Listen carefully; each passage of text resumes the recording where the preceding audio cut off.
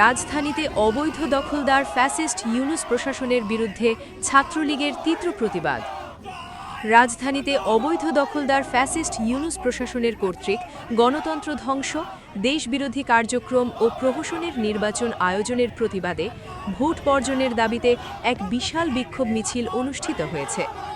বাংলাদেশ ছাত্রলীগের সাবেক সভাপতি, সাবেক ডাকসু ভিপি ও আওয়ামী লীগ নেতা অ্যাডভোকেট আল নাহিয়ান খান জয় ভাইয়ের নির্দেশনায় এই বিক্ষোভ মিছিলের আয়োজন করা হয়। বিক্ষোভ মিছিলে অংশগ্রহণকারীরা বলেন, বর্তমান ইউনূস প্রশাসন জনগণের ভোটাধিকার কেড়ে নিয়ে রাষ্ট্রীয় ক্ষমতা অবৈধভাবে দখল করে রেখেছে। তারা অভিযোগ করেন, এই ফ্যাসিস্ট প্রশাসন দেশের গণতান্ত্রিক কাঠামো ধ্বংস করে স্বাধীনতার চেতনার বিরুদ্ধে অবস্থান নিয়েছে এবং বিদেশি চক্রান্তের মাধ্যমে বাংলাদেশকে অস্থিতিশীল করার গভীর ষড়যন্ত্রে লিপ্ত। মিছিলকারীরা বিভিন্ন স্লোগানের রাজপথ মুখরিত করে তোলেন।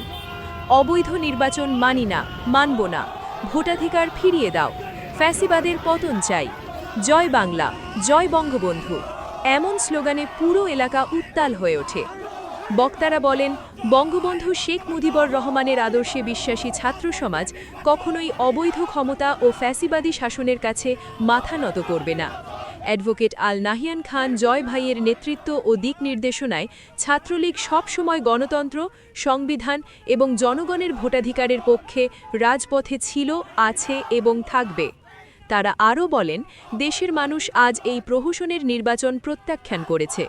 জনগণ এই ভোট বর্জনের মধ্য দিয়েই অবৈধ ইউনূস প্রশাসনের বিরুদ্ধে তাদের ঘৃণা ও প্রতিবাদ জানাচ্ছে। সময় এলে ছাত্র সমাজে আবার গণতন্ত্র পুনরুদ্ধারের অগ্রভাগে নেতৃত্ব দেবে। বিক্ষোভ মিছিলটি শান্তিপূর্ণভাবে বিভিন্ন গুরুত্বপূর্ণ সড়ক প্রদক্ষিণ করে সমাপ্ত হয়।